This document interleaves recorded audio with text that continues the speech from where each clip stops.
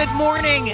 Welcome to Matt Nair on Air. Jane Matt Nair, Greg Bach, and Calvin coming to you live from our studio in beautiful downtown Waukesha. Thank you so very much for joining us. You can always call. You can text at 844-967-2789, 844-96 Party. Or leave a message on the live stream. If you're watching on Facebook, YouTube, or Twitter, we have a very busy show for a Monday. Lots of stuff coming up.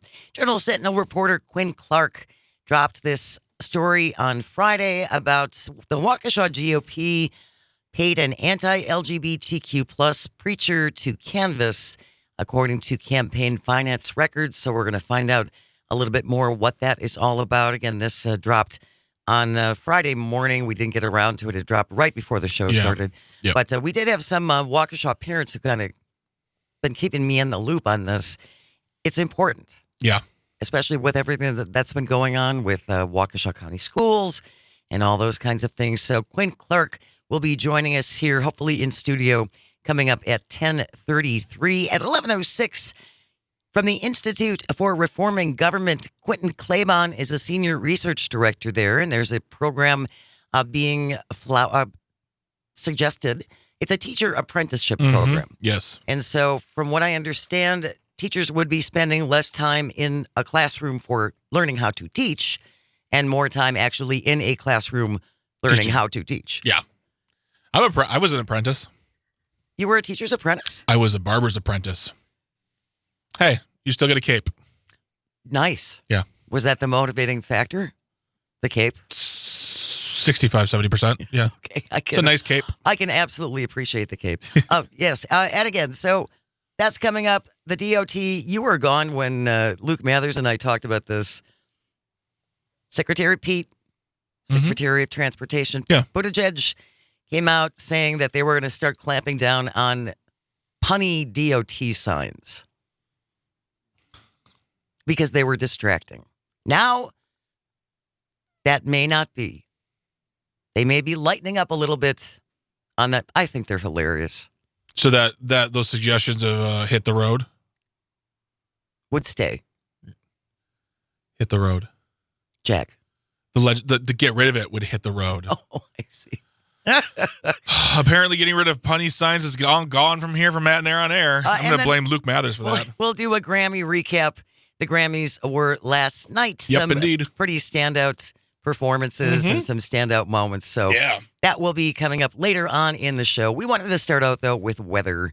We're going to have our Civic media meteorologist, Brittany Merlot, will be joining us hopefully on Wednesday. She will be here on Wednesday? She will be here Wednesday. Yep. Excellent. To talk about the 50-degree weather we're going to have. 50 degrees on Wednesday. They're saying on Thursday, even warmer, 51. I saw as high as 54. 51 on Friday. Saturday, 43. I mean, it's not supposed to be this warm. It's only the beginning of February. I was expecting like last week to be the end of it, and then next week, or this week, and then the next week would be, all right, back to reality. Here comes 1 degree again. It's 50 below zero. Because I don't think we're not out of the woods as far as that is concerned. I mean, we might not be out of the woods, but we definitely have less of it going to be happening then. I mean, we might get some of it in March, but usually March is when it starts to pull back and it starts to stay in those 19s and 20s. I don't remember getting like hard cold snaps in March. No, but we can still get snow in May. Oh, absolutely. Oh, I'm not even talking about snow.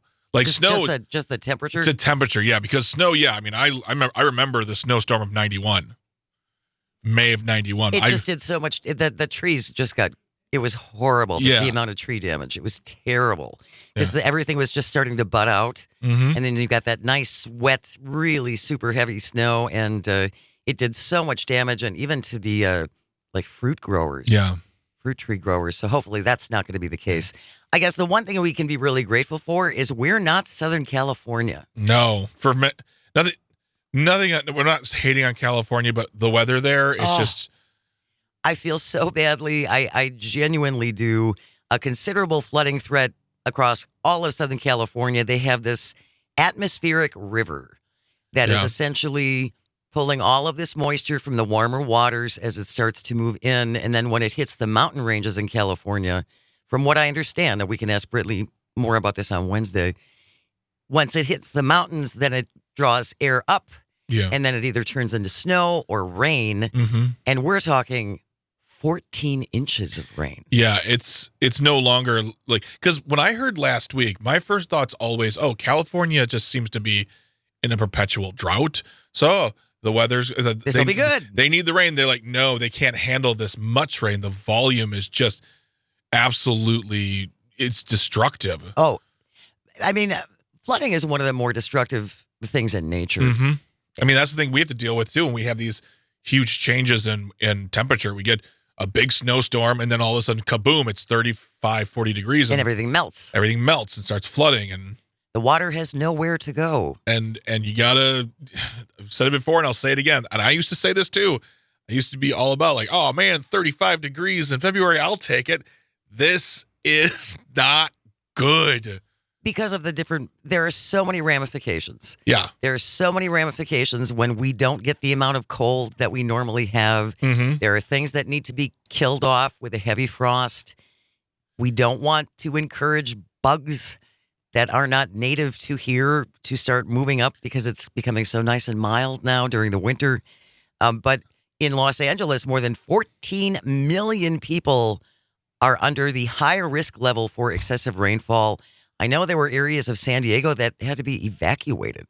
Oh my gosh. Because again, you get 14 inches of rain, you just can't absorb that. Yeah, and I don't know if those, I don't want to say the houses aren't built to take it, but like,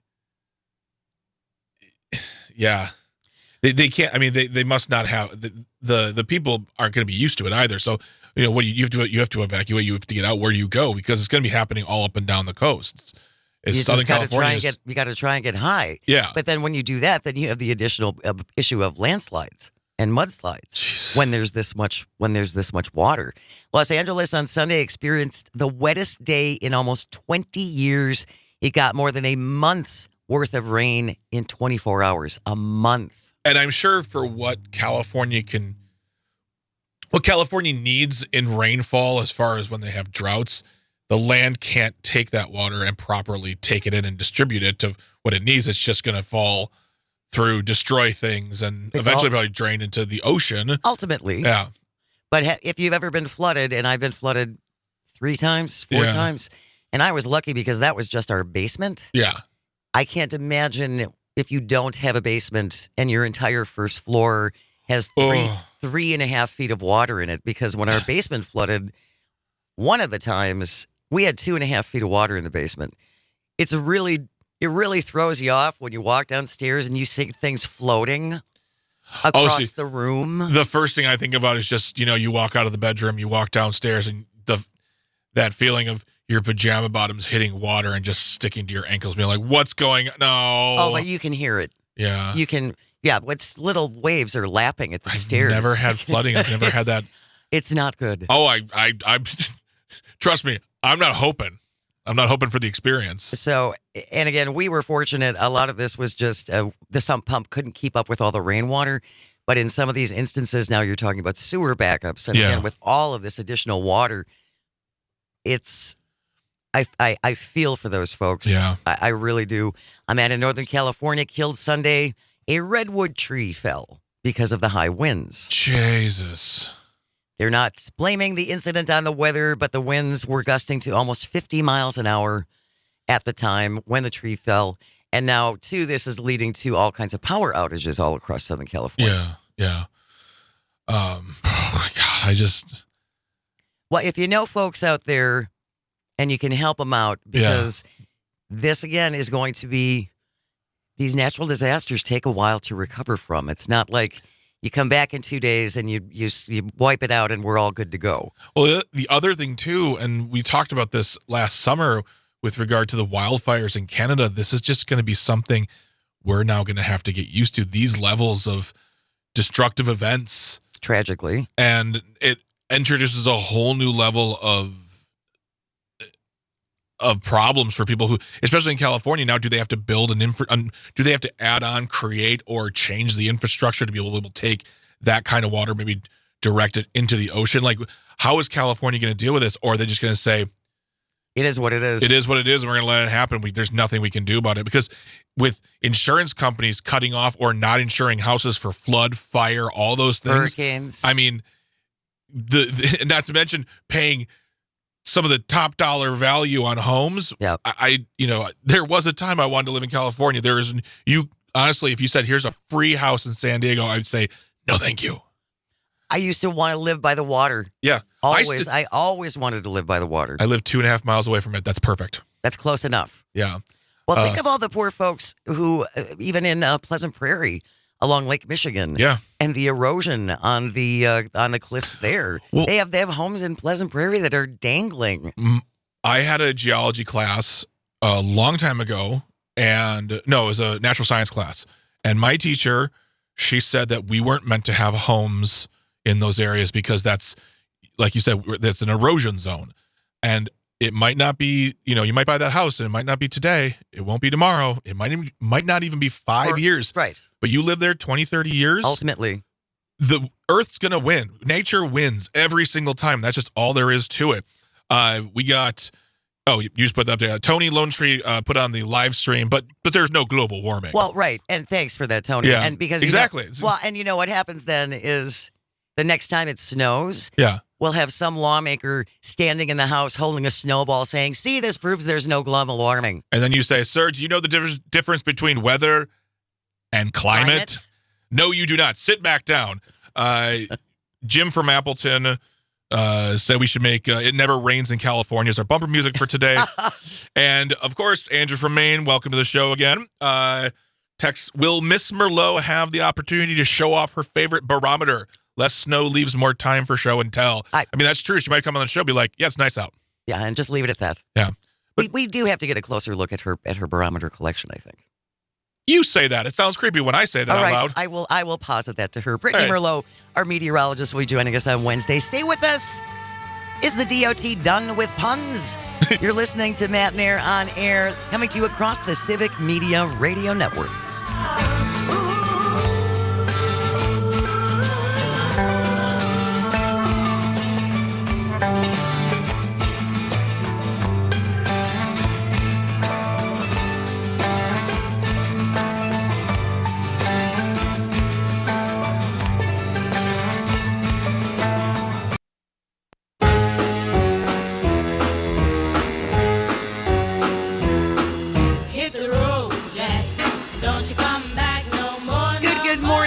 Welcome to Matt and Air on Air. Jane Matt and Air, Greg Bach, Dr. Slide on the board, coming to you live from our studio in downtown Waukesha.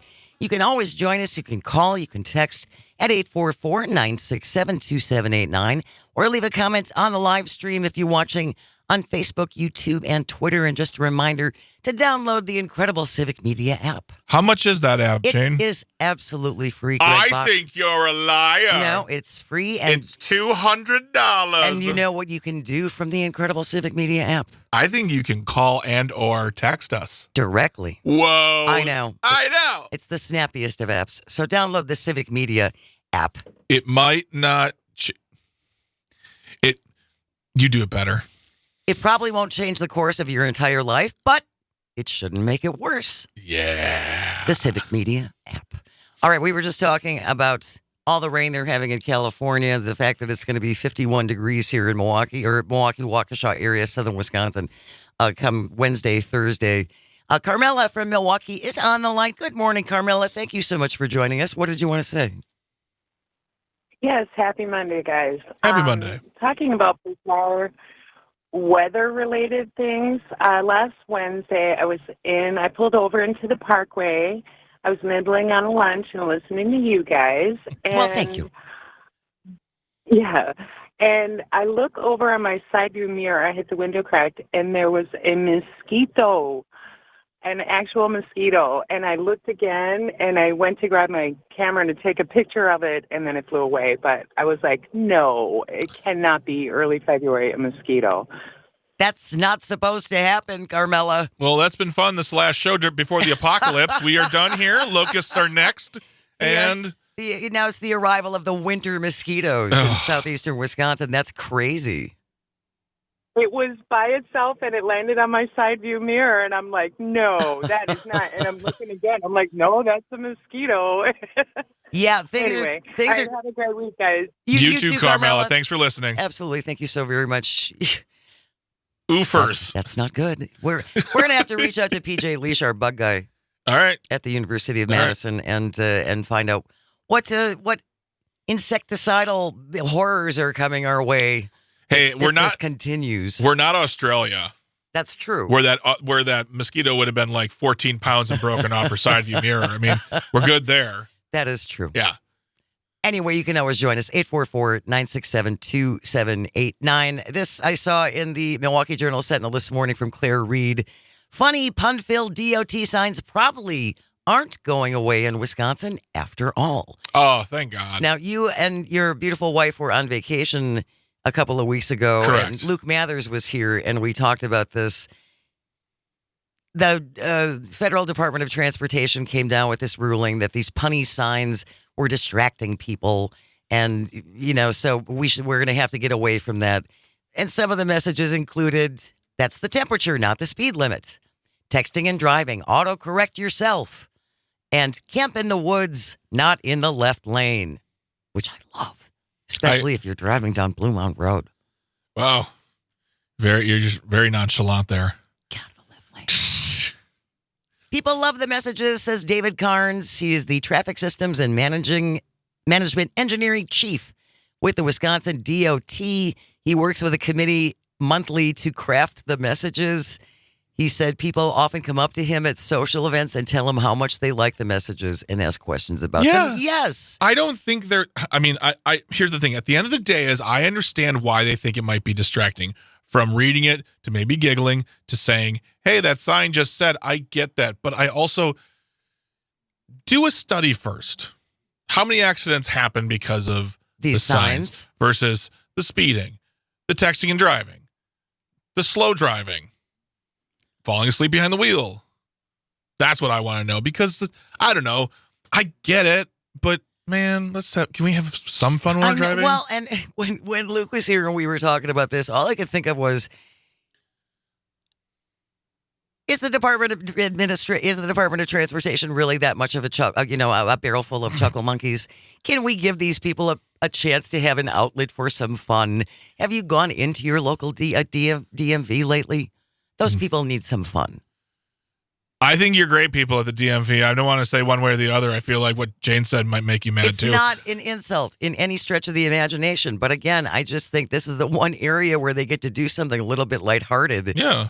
And now you're going to squash it. That just doesn't, I don't know. It just seems like it came out of nowhere too. We got a comment on the live stream from friend of the show, Scott McAllen. Hey, Scott. The only argument for quote unquote distracting signs I can think of is that people taking pictures of the signs while driving, which you have to be fast to do that. Very fast. Yeah. Not that there are people, because I see people with their phone on the wheel. Yeah. Which drives me crazy. I don't know. So the only time I ever use my phone while driving, is when I'm changing music, and I do it I can do it without even looking because I don't use my phone for texting. I don't use my phone for calling. If I do, it's hands-free. I've gotten real old. It's like when I see people driving while texting. It's terrifying. And just not even doing the thing of the look at the phone, look at the road, look at the phone. They're just looking at their phone. And that's where we're at nowadays. And it just seems like that's almost accepted. It's still illegal, it's isn't it? It's absolutely illegal, but I don't know how cops can prove it when they pull you over other than, unless they see you or you're swerving and they give you a field sobriety test to be like, well, you weren't drinking, so you must have been texting while driving. Papa Rico says to us, the DOT should stay in their lane. Oh. Boom. And we got a text message from Lynn from Oconomowoc. Hello, How Lynn. you doing, sweetie? She said, hey, Greg, I'm not real tech savvy. Can I get the podcast through the app, or do I have to get them through the website? Okay, so you can't get them through the app. You can get them through the website, but you can also go to your favorite podcast distribution center of choice, whether it be Google, Spotify, Podbean. You can go find us there and then subscribe, and we will be downloaded to your phone twice a day because we split these episodes into 2 pieces. Oh, that's pretty cool. Yeah, so you can auto-download them. You can listen to them whenever you want. Do that. Do that, people. Do what Greg Do what said. I said. I know technology. Thanks for Greg said. Thanks for reaching out, Lynn, and thanks for the wonderful comments, everybody. Absolutely. And if you do listen to the podcast, we would love it if you'd leave comments, or you could Review us. Review them. 5-star review actually goes a real long way to letting people know about the show. So and also, listeners, you're really pretty. You're really pretty today. Thank you. Okay, you're freaking me out now. What? Little confidence booster. All right. We're all really pretty today. Yeah. And on that note, news is coming up next. When we return, joining us in studio, Milwaukee Journal Sentinel Quinn Clark is here to talk about a story she dropped on Friday about the Waukesha GOP and who they hired to do some door knocking. Stay close. You're listening to Matt Nair on air. This is the Civic Media Radio Network. And don't you come back no more, no more, no more, no more. Hit the road, Jack. And don't you come back no more. Now, baby, listen, baby, don't you treat me this way, 'cause I'll be back on my feet someday. Don't care if you do, 'cause it's understood. You ain't got no money, you just ain't no good. Well, I guess if you say so, I'll have to pack my things and go. That's right, hit the road, Jack. And don't you come back no more, no more, no more, no more. Hit the road, Jack. And don't you come back no more. What you say? Hit the road, Jack. And don't you come back no more, no more, no more, no more. Hit the road, Jack. And don't you come back no more. Well, Don't you come back.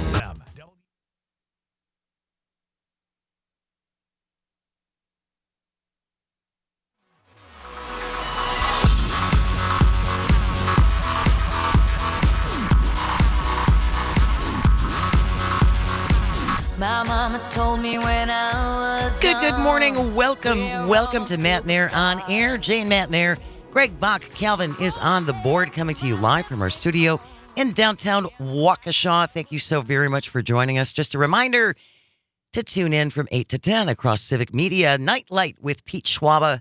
Really wonderful program, all about entertainment and movies, and I'm sure he'll be talking some Grammys tonight. Mm-hmm. So if you're looking for some company from 8 to 10 p.m., all across the Civic Media Radio Network, Nightlight with Pete Schwaba, great show. I highly encourage you to check it out. Very excited to have our next guest in studio with us. Quinn Clark is a reporter for the Milwaukee Journal Sentinel. Good morning. Nice to meet you. Good morning. Thank you for having me. And thank you for driving out here. I appreciate it. You dropped a story on Friday in the Milwaukee Journal Sentinel, and the headline reads, Waukesha GOP paid anti-LGBTQ plus preacher for canvassing, according to campaign finance records. So I'm curious, Quinn, what led you to this story? How did you even begin to find out about this?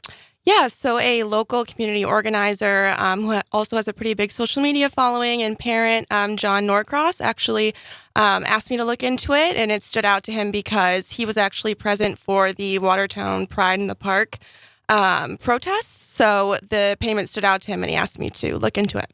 Well, and I think what's interesting, and we've talked about this before, especially in regard to some of these parents groups and some of these parents' right groups and Moms for Liberty and all of those groups tend to portray themselves as completely grassroots, coming from the ground up. And I think sometimes when you look a little bit more closely, there is more coordination going on behind the scenes than people realize. So what did you find out? This is regarding a gentleman called Marcus Schroeder, correct? Or Schrader? Yes. Marcus Schrader, I believe. Marcus Schrader. Yes. Republican Party of Waukesha County paid him $600 for solicitation expenses last October.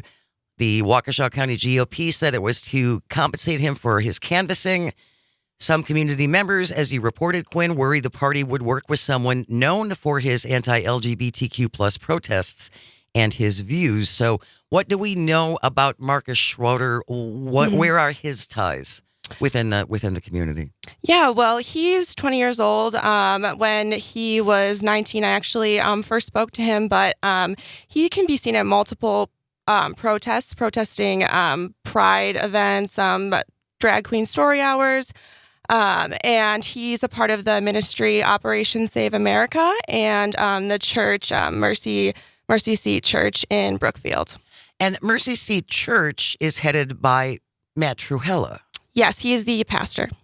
Now, anyone who is my age, and I'm 64, I've known Matt Truhella's name for a long time. He was very involved originally in the anti-abortion movement, correct? Yes, he was originally involved in the anti-abortion movement, and that is something that is still a part of Operation Save America's messaging and a part of people like Marcus's protests and views. So abortion is still very much one of their topics at the forefront, but as of lately, you can see them at a lot of pride events. So they're organizing to protest at pride events. Yes, they can be seen doing that, and they also, Marcus also leads training sessions. I don't know about recently, but I know in the past he has led a training session to teach other young people how to debate their stance against homosexuality. One of the things that made it very interesting when I read the article is I've been working in the LGBTQ community for a long time, and I've seen all sorts of protesters. And usually when you see a quote unquote leader, they're like an older gentleman. This Marcus is 20. Yes. Mm-hmm. He's a 20-year-old kid. And by all accounts being paid by the GOP in some instance, and also training other young kids how to stand at these events. And I mean, not just debate, but it looks like in the article, he has been known for some other tactics as well. He's not just about getting into someone's face and saying, this is why I don't believe in homosexuality. He will do what he can to try to disrupt. Mm-hmm.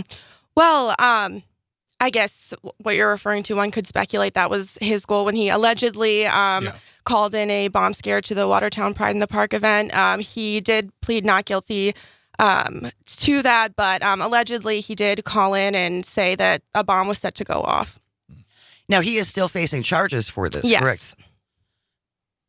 Quinn Clark is our guest. She is a reporter for the Milwaukee Journal-Sentinel, dropped a story on Friday.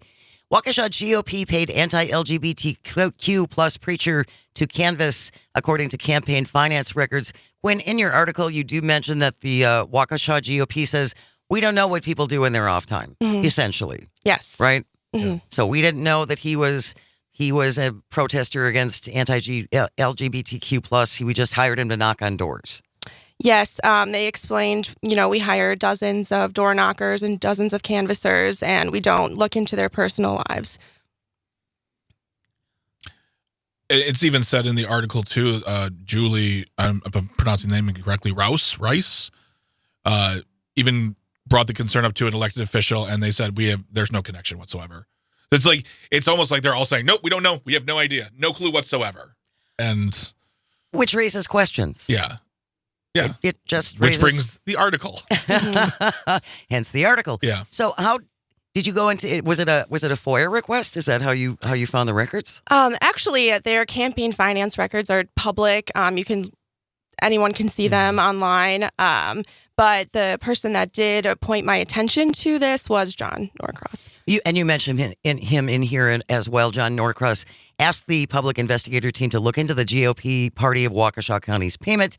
After seeing it in the filings, he said the payment stood out because he was there at the Watertown Pride events when Mercy Seat protested it.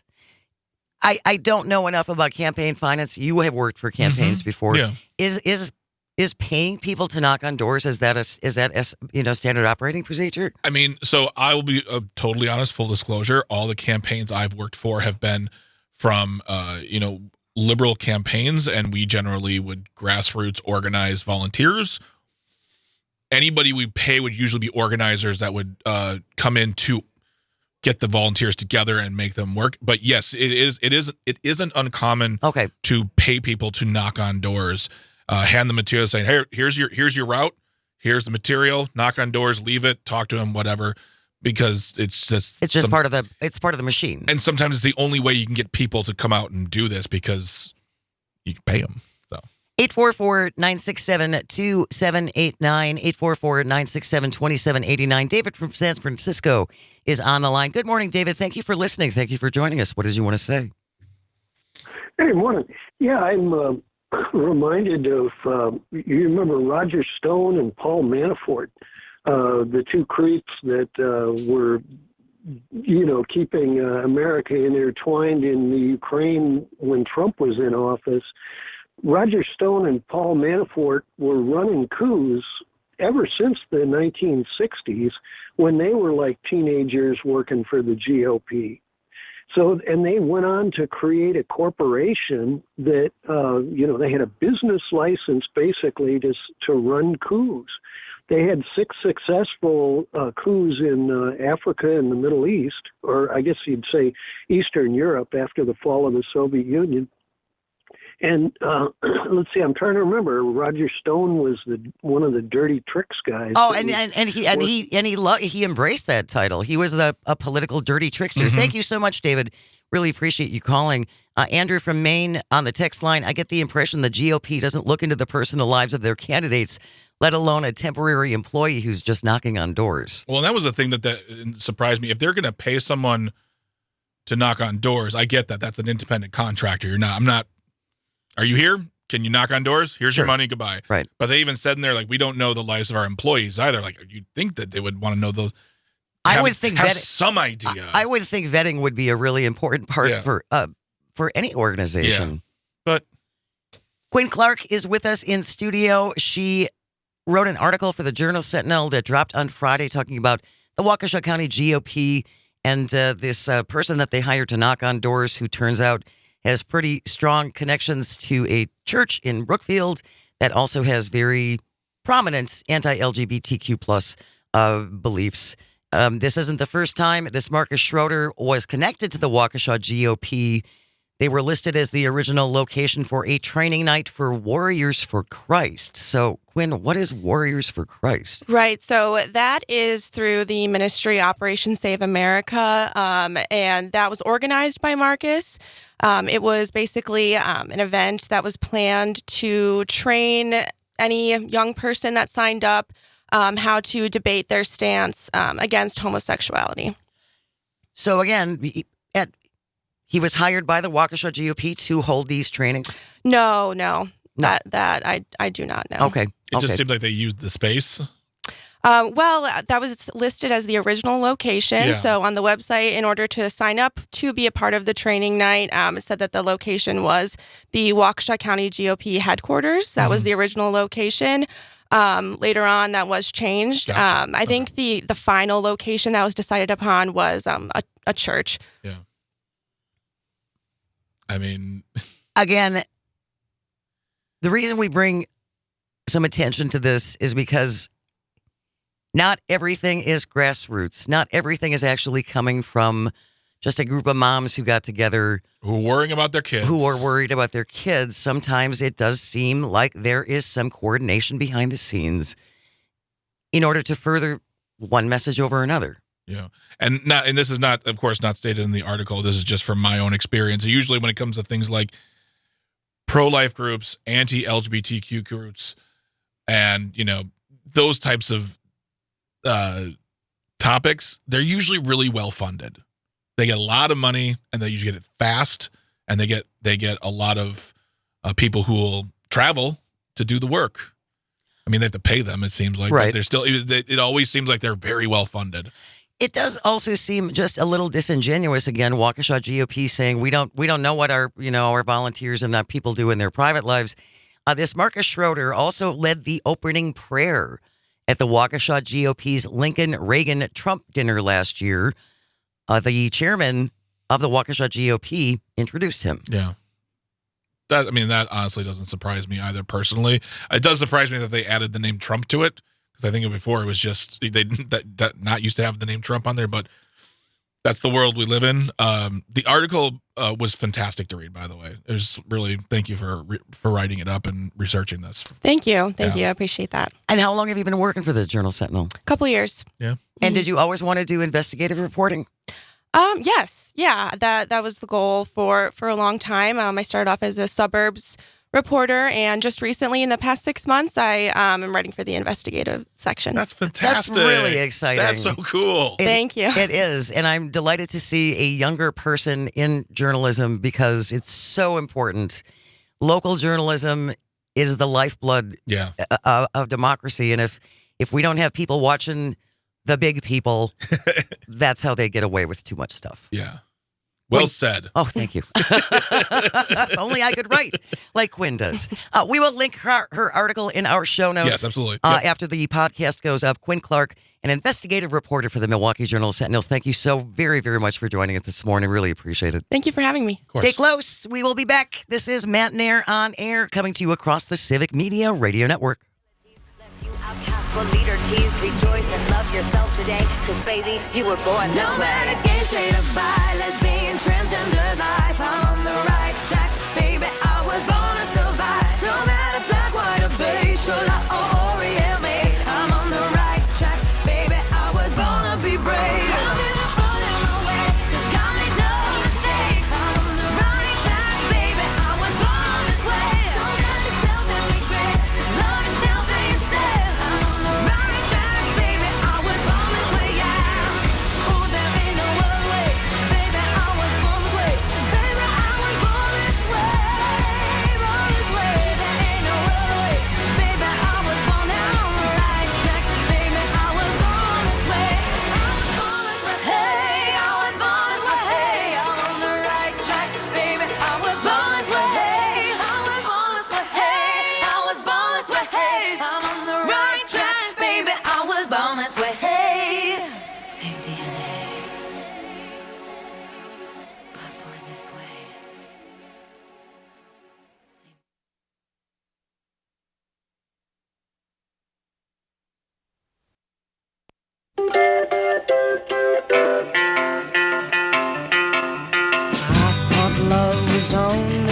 Good morning. Welcome to Matt Nair on air. Jane Matt Nair, Greg Bach, Sweet Kelsey on the board. You can always join us, 844-967-2789, 844-96. It's Cal B and it's Party. I can call him whatever I want. That these nicknames are bunk. Or leave a comment on the live stream on Facebook, YouTube, and or Twitter. We were talking with Quinn Clark, an investigative reporter for the Milwaukee Journal-Sentinel. Story dropped on Friday about the Waukesha GOP hiring a person to knock on doors who also has ties to what seems to be a very anti-LGBTQ plus, anti-abortion church that's based in Brookfield, which also has some interesting ties. Matthew Truhella is the pastor of this church who was in the news off and on over the decades, specifically for his anti-abortion views. And so we were just talking to Quinn about her article and the Waukesha GOP essentially saying, well, we don't know what he does in his private life. We just hired him to do this. Yeah, but seem to be doing that too. And it's, hey, at the end of the day, I mean, I have to remind myself that the GOP party, the GOP, because that's redundant, they're not exactly shy with their beliefs. So the fact that they would have people on payroll or be associated, I should say, too, with those who have problems with queer folks, to say the least, is not surprising. It's not going against brand. No, not at all. So it's just, it just really bothers me in this day and age. In 2024, there's still people out there who have such a deep-rooted fear and hostility towards another group of people who are just trying to live their lives, raise their kids, work, pay their taxes, but for some reason, you feel the need, you have to go to an event and scream in people's faces about it. I'll never, ever understand it. And it also raises questions, as we've talked before, about what is genuinely a grassroots movement. Yes. And what is actually happening behind the scenes to make it seem like it's a grassroots movement with all kinds of support. Yeah. Right? 844-967-2789. We have a couple of texts, Greg. Yeah, we got one from Andrew from Maine. Says, I get the impression the GOP doesn't look into the personal lives of candidates, let alone a temporary employee to knock on doors. And then also, no surprise that, and you'll love this, the Wisconsin Boing Boing Boys Club, that's what he called it, the Wisconsin Boing Boing Boys Club, said they don't look into the personal views. They couldn't very well go with the standard disclaimer of the views expressed by those we hired to spread our views are not endorsed or condoned by the party. Yeah, I mean, at the end of the day, the GOP probably was just like, yeah, we don't care. Why should we care? You may want to consider a little more vetting. Yeah. I just a thought. I mean, Christian Ziegler in Florida comes to mind. I mean, just a little more buffering, a couple more buffers. Just may want to take a closer look. Yeah. 844-967-2789. Dave from Waukesha is on the line. Good morning, Dave. Thank you so much for joining us. Good morning. I wanted to bring up something that hasn't been mentioned yet. As far as I know, there was no election last November, right? Correct. That is correct. Thank God. Okay, so what canvassing was he being paid for in October if there was no election? So I'm fully willing to admit I organized the rally for Melissa Temple in front of the school district of Waukesha's administration building last year. Marcus was there with like 5 people with pro-life signs, which was odd, especially at a hearing for a teacher that's being fired for a song by Miley Cyrus and Dolly. Yeah, that was Rainbow an Land. Right. Choice. Right. But he was also at a P-Flag Waukesha picnic, which is an advocacy group and a group in support of the LGBTQ community. He was there with like 40 people, and I was at that to support friends. And it got me thinking, is he being paid by the GOP to lead these protests and demonstrations instead of actually being feet on the ground, knocking door to door? I mean, that's an absolute it's a speculation. We don't know at this point, and I don't want to get into any sort of deep conspiracies, but remember something. Even in November, they're still against gay people. They're still against abortion. They're still against a whole host of things. And they're going to send people to knock on doors and put stuff in your mailer, which, by the way, is illegal, but put stuff on your door, knock on doors to get signatures for candidates or whatever. So the fact that they were knocking on doors in fall doesn't seem that crazy because those issues for them never have an election cycle. They just ramp up during election cycles. And at the end of last year, like towards that fall, we were really dealing with drag queen bingo and drag queen story hours. Trans kids, protect your kids from the evil trans people because they're gonna take your children's livelihoods. So whether he was knocking on doors or not, I don't know. But if he was in the fall, that wouldn't be surprising either. Well, and Dave, I think too, and we were talking about this earlier. It does raise questions again about how organic these movements are, and I think we would all just like a little more light on that, right? Yeah, I wish the GOP would have answered more than just in a statement to Quinn about we don't look into the private lives. Like there was no explanation. I feel like the people of Waukesha County deserve more than what we received from them. And I think it just brings up a lot of questions moving forward as to what their intentions are. And very frankly, I think it's disconnected from the regular people of Waukesha who don't care who you love or who you are, or who you're with. They just want good neighbors. Most people feel that way. I don't disagree with you, Dave, and thank you so much for calling. It's always good to hear from you. At the end of the day, though, it's the GOP. It's not the people. It's the party of Trump, and they stand for now nothing but the highest level of division and the highest level of antagonizing.